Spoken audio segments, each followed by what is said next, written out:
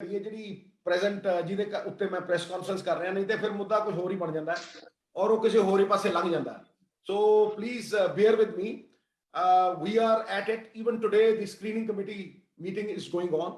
We will take our decisions after careful thought. The Congress always, पिछली बार भी Congress and ਦੇ ਵਿੱਚ ਜਾ ਕੇ ਅਨਾਉਂਸ ਕਰਦੀ ਹੈ ਔਰ ਉਹਦੇ ਕੁਝ ਕਾਰਨ ਨੇ. We don't want to divulge it through the media, but I think we need to focus on the issues today.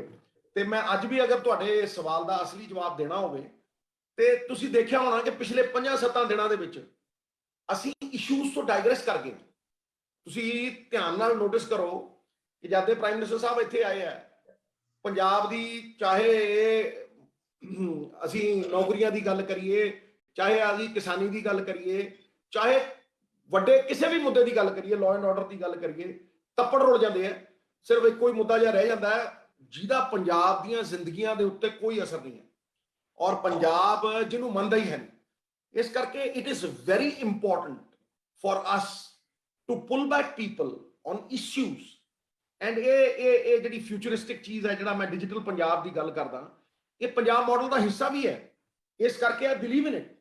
ਜੇ ਮੈਂ ਅੱਜ ਇਹ ਸੁਪਨੇ 'ਚ ਸੋਚਾਂ ਕਿ ਭਾਈ ਮੈਂ ਕਰਪਸ਼ਨ ਕਿੱਦਾਂ ਦੂਰ ਕਰਾਂਗਾ, ਪੰਜਾਬ 'ਚ ਸਦੀਆਂ ਤੋਂ ਚੱਲੀ ਜਾਂਦੀ ਹੈ, ਤੇ ਇਹਨੂੰ ਕਿੱਦਾਂ ਦੂਰ ਕਰਾਂਗਾ ਮੈਂ ਇਸ ਕਰਪਸ਼ਨ ਨੂੰ, ਤੇ ਲੋਕਾਂ ਦੀ ਸਰਕਾਰ ਨੂੰ ਮੈਂ ਲੋਕਾਂ ਦੇ ਦੁਆਰ ਕਿੱਦਾਂ ਲਿਜਾਵਾਂਗਾ, ਰਾਈਟ. ਇਹ ਔਰ ਇਹ ਸਿਸਟਮ ਦਾ ਜਿਹੜਾ ਆਵਾ ਉਤਿਆ ਹੋਇਆ, ਭਾਵੇਂ ਤਹਿਸੀਲਾਂ ਦੇ ਵਿੱਚ ਜਾਓ ਉੱਥੇ ਕਰਪਸ਼ਨ ਹੈ, ਭਾਵੇਂ ਤੁਸੀਂ ਮਿਊਨਿਸਪੈਲਿਟੀਆਂ ਦੇ ਵਿੱਚ ਜਾਓ ਉੱਥੇ ਕਰਪਸ਼ਨ ਹੈ, ਜਿੱਥੇ ਜਾਓ ਉੱਥੇ ਕਰਪਸ਼ਨ ਹੈ. ਇਸ ਇੰਟਰਫੇਸ ਨੂੰ ਮੈਂ ਕਿੱਦਾਂ ਮੁਕਾ ਸਕਦਾ? ਤੇ ਉਹ ਵੀ digital Punjab is the solution.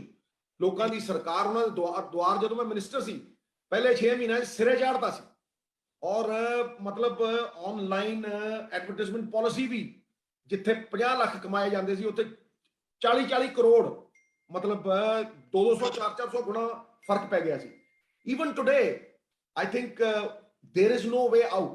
We will have to move towards digital Punjab, whether it is a single window system, whether it is entrepreneurship, ਚਾਹੇ ਕਿਸੇ ਨੇ ਬਰਥ ਸਰਟੀਫਿਕੇਟ ਲੈਣੇ ਆ, ਚਾਹੇ ਡੈਥ ਸਰਟੀਫਿਕੇਟ ਲੈਣੇ ਆ, ਚਾਹੇ ਕਿਸੇ ਨੇ ਨਕਸ਼ੇ ਬਣਵਾਣੇ ਆ. ਭਾਜੀ ਇਹ ਤੁਸੀਂ ਵਿਦੇਸ਼ਾਂ ਦੇ ਵਿੱਚ ਅਗਰ ਤੁਸੀਂ ਦੇਖੋਗੇ, ਔਰ ਕਈ ਰਾਜ ਨੇ ਐਸੇ, ਸਪੈਸ਼ਲੀ ਆਂਧਰਾ ਪ੍ਰਦੇਸ਼ ਔਰ ਟੈਕਸ ਹੈਵੀ ਜਿਹੜੇ ਰਾਜ ਹੈਗੇ ਨੇ, ਜਿਹੜੇ ਆਤਮ ਨਿਰਭਰ ਰਾਜ ਨੇ, ਉਹ ਮਤਲਬ ਲੋਕਾਂ ਨੂੰ ਕੋਈ ਵੀ ਚੀਜ਼ ਅਗਰ ਉਹਨਾਂ ਨੇ ਪਾਸ ਕਰਵਾਣੀ ਹੈ, it is considered deemed to be passed once they put in their request on the computer. So we are headed in that direction. ਇਹ ਸਾਡੇ ਉੱਤੇ ਇੱਕ ਐਸੀ ਆਪਦਾ ਆ ਪਈ ਹੈ ਕਿ ਸਾਡਾ ਇਲੈਕਸ਼ਨ ਵੀ ਅੱਜ ਉਸੇ ਚੈਨਲ ਦੇ ਥਰੂ ਲੜਿਆ ਜਾਣਾ ਹੈ. Therefore, I think it is very important that we prevent and prepare rather than repent and repair. ਤੁਸੀਂ ਜੈਸੇ ਪੰਜਾਬ ਕਾਂਗਰਸ ਹੈ, ਤੁਸੀਂ ਵੀ ਸੋਸ਼ਲ ਮੀਡੀਆ ਤੇ ਬਹੁਤ ਐਕਟਿਵ ਹੋ, ਲੇਕਿਨ ਜਿਹੜੀ ਤੁਸੀਂ ਰੈਲੀਆਂ ਕਰਦੇ ਹੋ ਉੱਥੇ ਬਹੁਤ ਸਾਰੇ ਲੋਕ ਇਕੱਠਾ ਹੁੰਦੇ ਹੈ, ਲੇਕਿਨ ਉਹ ਹਾਲਾਤ ਰਹੇ ਨਹੀਂ.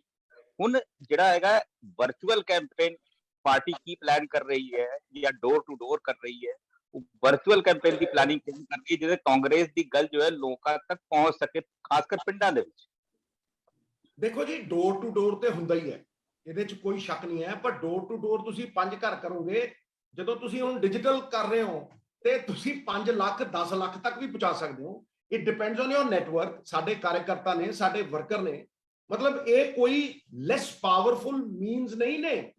ਇਹ this is a very very important, very powerful and ਜਿਹਦੀ ਪ੍ਰੈਜ਼ੈਂਸ ਹੈ. ਤੁਸੀਂ ਦੇਖੋ, ਮੈਂ ਆਪਣੀ ਮਾਂ ਨੂੰ ਯਾਦ ਕਰਾਂ ਤੇ ਸਾਡੇ ਕੋਲ ਕੋਈ ਫੋਨ ਨਹੀਂ ਹੁੰਦੇ ਸੀ, ਅਸੀਂ ਨੰਬਰ ਪਲੀਜ਼ ਕਰਕੇ ਕਹਿੰਦੇ ਹੁੰਦੇ ਸੀ ਲਾਈਟਨਿੰਗ ਕਾਲ ਮਿਲਾ ਦੇ ਜੀ, ਫਲਾਨਾ ਮਿਲਾ ਦੇ, ਢਮਕਾਨਾ ਮਿਲਾ ਦੇ. ਅੱਜ ਤੁਸੀਂ ਇੱਕ ਰਿਕਸ਼ੇ ਵਾਲੇ ਕੋਲ ਵੀ ਦੇਖੋ, ਉਹਦੇ ਕੋਲ ਤੁਹਾਡੇ WhatsApp ਪਹੁੰਚਦੇ ਨੇ, ਉਹਦੇ ਕੋਲ ਪੋਲੀਟੀਕਲ ਨਿਊਜ਼ ਪਹੁੰਚਦੀ ਹੈ. ਉਹ ਕਿੰਨਾ ਅਵੇਅਰ ਹੈ. How aware is a common man. You can make out the power of social media, but the social media also has a lot of adulteration. It is very important that we take our campaign of social media to the people, because this is something which has been brought upon us by God. ਹੁਣ ਰੱਬ ਨਾਲ ਤਾਂ ਨਹੀਂ ਨਾ ਲੜ ਲਾਂਗੇ ਅਸੀਂ. Therefore, ਜੋ ਸਾਡੇ ਵਸ ਦੇ ਵਿੱਚ ਹੈ, do your best with whatever you have, wherever you are. I think the best thing that we have today is the connection. And let me tell you, the most important facet of the Punjab model is digital Punjab.